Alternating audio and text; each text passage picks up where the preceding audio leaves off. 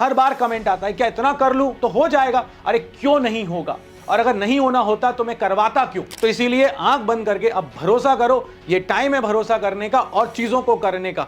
जितना बोला जाए उस डायरेक्शन में आगे बढ़ोगे, 101% रिजल्ट आपका आएगा ही आएगा। मुझे यह भरोसा है आपको उस चैप्टर को देखने के बाद डाउट आ ही नहीं सकता। इनफैक्ट आप नीचे कमेंट करके लिख के जाओगे कि बाबा जी मजा आ गया, आज तक लेंज को ऐसे देखा ही नहीं था।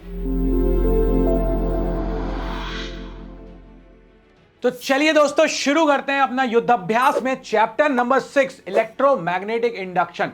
इलेक्ट्रोमैग्नेटिक इंडक्शन का एक ऐसा चैप्टर है जिस चैप्टर को जब पढ़ते हैं तो समझ में नहीं आता कि डायरेक्शन ऑफ करंट इधर जा रही है कि इधर जा रही है, इधर से देखूं कि इधर से देखूं, अगर करंट इंड्यूस होगा तो किस डायरेक्शन में होने वाला है। और साथ में जब अपन लोग सेल्फ इंडक्टेंस, म्यूचुअल इंडक्टेंस या म्यूचुअल इंडक्शन की बातें करते हैं तो भी डाउट आता है। मैं आप सबसे आगे बढ़ने के पहले और अपना पूरा एनालिसिस देने के पहले कहूंगा नीचे जाओ, प्लेज की जो वीडियो है उसको देखो, उसके बाद अगर तुम्हारे दिमाग में इतना सा भी जरा सा भी डाउट रहा ना, अगली बार बाबा जी वो चैप्टर कहेंगे भैया मैं नहीं पढ़ा रहा, क्योंकि मुझे यह भरोसा है आपको उस चैप्टर को देखने के बाद डाउट आ ही नहीं सकता। इनफैक्ट आप नीचे कमेंट करके लिख के जाओगे कि बाबा जी मजा आ गया, आज तक लेंज को ऐसे देखा ही नहीं था। अगर आपने अभी तक नहीं देखा है और जिन्होंने देखा है वो ये जानते हैं कि मैं क्या बात कर रहा हूं यहां पर, तो सबसे पहले तो वो वीडियो देखो। अब अपन आते हैं इस बार एनालिसिस के पार्ट पर। तो अगर अपन देखें यहां पर तो PYQ, अच्छा तुम लोग ध्यान से देखो, अब मैं हर बार आपको उसी टाइम युद्धाभ्यास का सॉल्यूशन दे रहा हूं, प्रीवियस ईयर क्वेश्चंस का सॉल्यूशन दे रहा हूं, तो उनको डाउनलोड करना बिल्कुल मत भूलना। और एनालिसिस तो अपन यहां कर ही रहे हैं। अगर अपन देखें यहां पर प्रीवियस ईयर एनालिसिस को, तो यहां पर 1 मार्क के क्वेश्चंस जो हैं वो पिछले 3 साल से कंटिन्यूअसली आ रहे हैं। मतलब 1 मार्क के क्वेश्चंस दिख रहे हैं यहां पर, पहले नहीं दिखते थे बट अब दिख रहे हैं। अगर 2 मार्क के क्वेश्चंस देखें तो 2 मार्क के क्वेश्चंस भी हमें दिख रहे हैं। अगर मैं 3 मार्क के क्वेश्चंस देखूं तो वो मुझे लास्ट के 2 सालों से अगर मैं देखूं तो नहीं दिख रहे हैं, बट पहले मुझे 3 मार्क के क्वेश्चंस दिखते थे।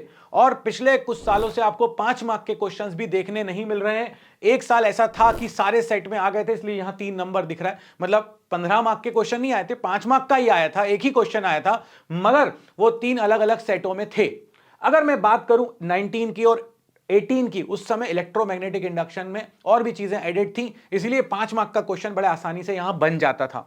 मैं आपको यह भी बताने वाला हूं कि इस बार आने वाला क्या है, और मैं आपको एनालिसिस के साथ यह भी बता दूंगा कि अगर इतना कर लिया तो कुछ और करने की जरूरत ही नहीं है।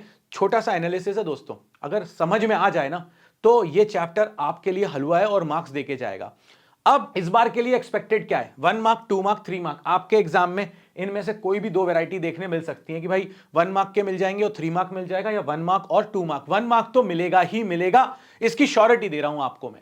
अब हम अगर इलेक्ट्रोमैग्नेटिक इंडक्शन में आगे देखें, अब आप कहोगे बाबा जी अगर 5 मार्क का आ गया तो क्या कर लोगे आप, तो भाई मैं इसीलिए तो 2 मार्क और 3 मार्क के क्वेश्चंस करवा रहा हूं तुमको, क्योंकि जब भी 5 मार्क का आता है तो ऐसा नहीं होता इस चैप्टर से कि एकदम से 5 मार्क का आ जाएगा। एक पार्ट होगा ए, एक पार्ट होगा बी, अगर एक 3 मार्क का है तो दूसरा 2 मार्क का होगा।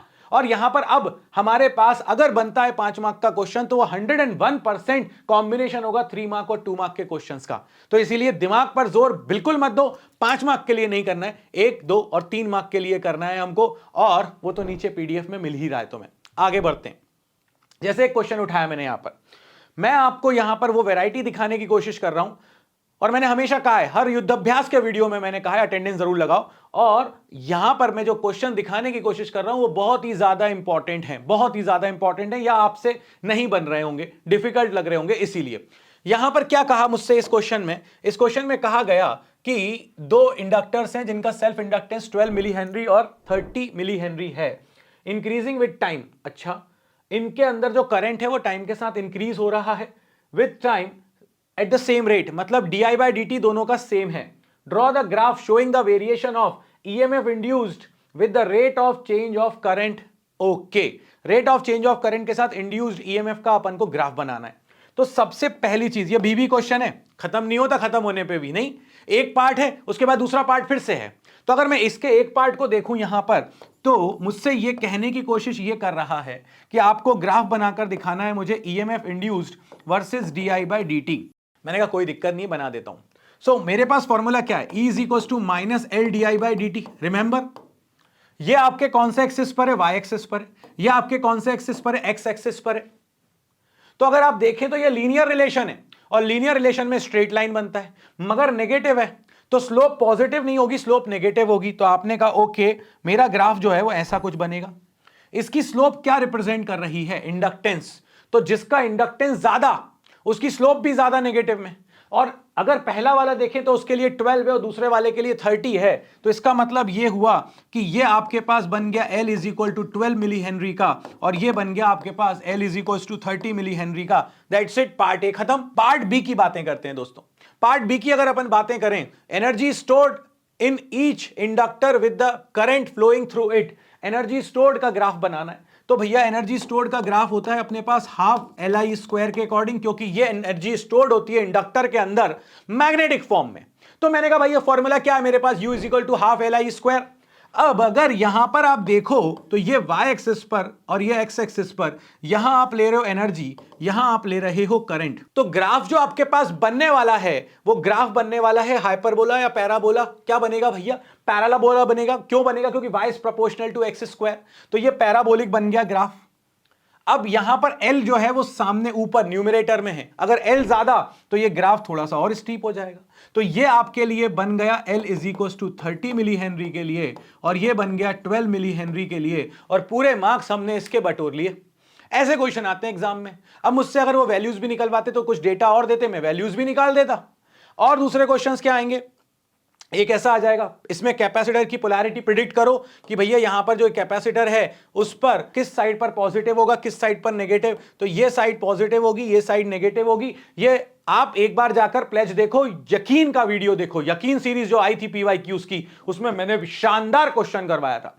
तो वो जाकर देखो, प्लेज का वीडियो देखो, तभी तुम्हें इसकी ज्यादा क्लियरिटी आएगी। क्यों? पास आने का नहीं, दूर जाने का नहीं, वो पड़ोस वाली लड़की, सब याद आ जाएगा तुमको।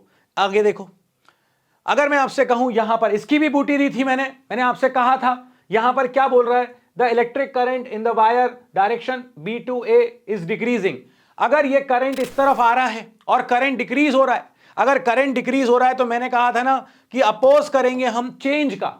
तो अगर यहां पर ये इस डायरेक्शन में जा रहा है, वैसे तो मैं दूसरे तरीके से निकाल सकता हूं, मगर मैं तो अभी बूटी से करूंगा सॉल्व। मैंने कहा था तुमसे कि अगर ये इस तरफ जा रहा है करंट और करंट कम हो रहा है तो इसके अंदर ऐसा करंट आएगा जो इसका सपोर्ट करना चाहता है। भाई ट्रिक तो ऐसी बनाई थी ना अपन ने कि करंट अगर डिक्रीज हो रहा है तो ये चाहता है कि ये करंट डिक्रीज ना हो, तो ये ऊपर में जो इंड्यूस होगा वो इसका सपोर्ट कर रहा है, एक तरह से उसी डायरेक्शन में आ रहा है। मतलब कि ये करंट आ रहा है अपने पास एंटी क्लॉकवाइज। ये बूटी दी थी मैंने तुम लोगों को। आगे देखो जरा, एक क्वेश्चन ऐसा था, यकीन में दिया हुआ है, ये क्वेश्चन डिटेल में समझाया है, पूरा ग्राफ अच्छे से डिटेल में समझाया है। जल्दी से जाओ, यकीन के वीडियो की लिंक भी मैंने आज दे दी है तुमको नीचे, ताकि तुम EMI के भी प्रीवियस ईयर के क्वेश्चंस को कर सको। ये करना बहुत ज्यादा जरूरी है, और इसके बाहर कुछ नहीं आएगा। बार बार थ्रस्ट के साथ बोल रहा हूं, तो कुछ सोच कर ही बोल रहा हूं। आप PYQs उठाकर देखो, अगर मैं बाहर जा रहा हूं तो ऐसा नहीं है दोस्तों। जो बोल रहा हूं वो बस करते चलो भरोसे के साथ। हर बार कमेंट आता है क्या इतना कर लूं तो हो जाएगा? अरे क्यों नहीं होगा, और अगर नहीं होना होता तो मैं करवाता क्यों? तो इसीलिए आंख बंद करके अब भरोसा करो। ये टाइम है भरोसा करने का और चीजों को करने का। जितना बोला जाए उस डायरेक्शन में आगे बढ़ोगे, 101% रिजल्ट आपका आएगा ही आएगा। तो यहां पर इस EMI के युद्धाभ्यास में तो तुम्हारे बाबा जी की तरफ से इतना ही, मगर याद रखिए बाबा जी यही हैं और हम लोग एंड तक एग्जाम के करेंगे। और आ रही है वो 8 घंटे की मैराथन, वो मैराथन जिसमें हम 2 से 3 दिन के अंदर खत्म कर देंगे पूरी फिजिक्स। हम पढ़ लेंगे पूरे PYQs, हम कर लेंगे न्यूमेरिकल। तो जिस दिन केमिस्ट्री का पेपर देकर आओ उस दिन आकर सीधे सीधे रैंक प्लस पर आ जाना। टीम रैंक प्लस से फिजिक्स बाबा तुम्हारे सामने खड़े होंगे और तुम्हारी फिजिक्स का हमेशा के लिए सॉर्ट आउट कर देंगे। तो मिलते हैं नेक्स्ट वीडियो में। लाइक शेयर सब्सक्राइब करना बिल्कुल मत भूलना, और जैसी मेरी एनर्जी है अपनी एनर्जी भी ऐसी बना कर रखो। तुम्हारी समस्या मेरी है, तुम्हारी अब नहीं रही। मिलते हैं नेक्स्ट वीडियो में, तब तक के लिए जय हो।